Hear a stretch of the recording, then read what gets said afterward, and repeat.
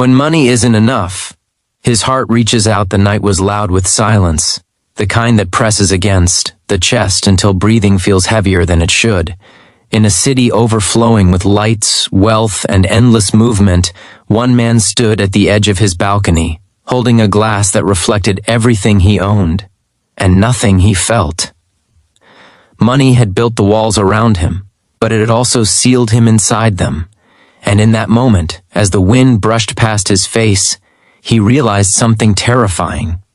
Success had filled his hands, but emptiness had taken over his heart. Before the story goes any further, pause for a moment. If you believe that kindness still matters in a world chasing money, if you believe in second chances and human connection, then like this video, share it with someone who needs hope, comment your thoughts, and subscribe to the channel to support stories that remind us what truly matters. His name was not famous, but his achievements were visible everywhere. Towers of glass, polished offices, expensive suits, and accounts that never seemed to run dry. From the outside, he was the kind of man people pointed to as proof that hard work paid off. From the inside, he was a man who woke up every morning feeling late for something he could never name. Childhood had taught him that survival came before softness. He grew up watching his parents count coins at the kitchen table, listening to whispered worries through thin walls, learning early that money wasn't comfort, it was safety. So he chased it with everything he had, believing that once he reached enough, peace would follow. Years passed in a blur of deals, deadlines, and distant relationships. Friends faded quietly. Love never stayed long. He told himself it was the price of ambition. Every sacrifice felt justified as long as the numbers kept growing. But success is a strange companion. It applauds you loudly while stealing your sleep, your warmth, and your sense of belonging. He began to notice how quiet his phone was when work hours ended, how birthdays passed without calls, how his victories were celebrated alone with expensive food that tasted like nothing. The first crack appeared on a rainy afternoon when his driver took a wrong turn due to road construction. The car slowed near an underpass where the city hid what it didn't want to see. Families huddled under torn plastic sheets, children playing with broken objects, elders staring into space with eyes that carried entire lifetimes.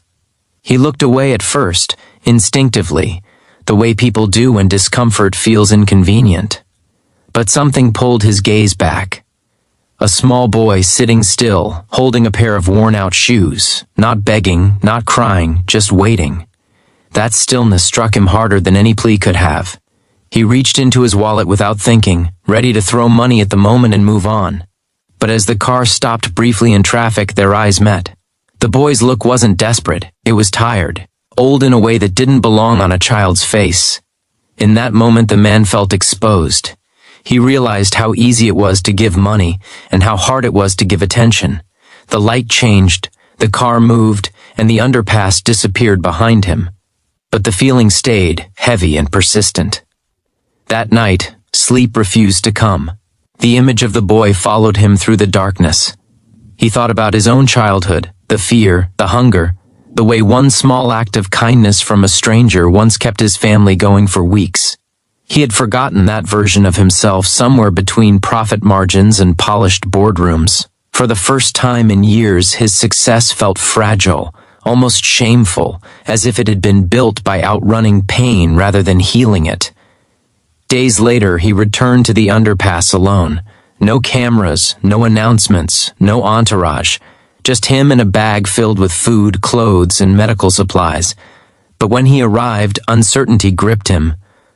What if this was pointless? What if money was still all he had to offer? As he stepped closer, he noticed how people reacted, not with excitement, but caution. Life had taught them not to trust easily. He sat down on the cold ground, lowering himself to their level, feeling the rough concrete through his clothes. He listened more than he spoke. Stories unfolded slowly, of lost jobs, medical bills, accidents, betrayals, and systems that failed quietly. The boy was there again. Same shoes, same silence. This time, the man didn't hand him cash. He handed him food and waited. The boy ate carefully, as if afraid it might disappear. Something shifted inside the man then. He realized that what people needed wasn't just relief, it was dignity. They needed to be seen, not saved. What started as one visit became many. He arranged medical camps quietly, funded education for children without attaching his name, helped families find work instead of temporary aid. But the biggest change wasn't in their lives, it was in his. He began to feel something unfamiliar when he woke up each morning, purpose. Not the kind measured in revenue, but the kind that settles gently in the chest. His business didn't suffer. If anything, his decisions became clearer, less driven by fear and more by responsibility. He learned that generosity didn't weaken him, it grounded him. Still, the journey wasn't easy. There were moments of doubt, times when he questioned whether he was doing enough or merely easing his own guilt.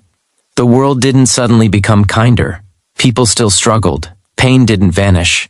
But he understood now that impact wasn't about fixing everything. It was about refusing to ignore something. He stopped seeing wealth as a finish line and started seeing it as a tool. Months later, the boy's family moved into a small rented room. The shoes were replaced. The stillness in his eyes softened. On a visit one evening, the man watched him laugh with other children, and a tightness formed in his throat. He hadn't bought that laughter. He hadn't owned it. He had simply made space for it to exist. Standing there, he finally understood the truth he had been running from his entire life. Money could build houses, but it couldn't build homes. It could silence hunger for a day, but it couldn't erase loneliness. It could open doors, but it couldn't teach someone to care about what waited on the other side. The richest moments of his life were no longer happening in offices or meetings. They were happening in quiet corners of the city where hope struggled to survive. As this story begins to draw close, take a second to think about what moved you the most. If this journey touched your heart, if it reminded you that compassion still has power, please like this video, share it with others, and stay connected to the channel. Your support helps keep these stories alive. And before the ending, I want to ask something special. Comment below what kindness means to you, or share a moment when someone's heart reached out to you when money couldn't. In the end, the man returned to his balcony, but this time the city felt different. The lights no longer mocked him, they felt like possibilities. He still had wealth, still had success, but they no longer defined him. His heart had finally caught up with his hands. And in a world obsessed with having more, he learned that the greatest richness comes from giving what money never can. A presence, a choice, and a heart willing to reach out.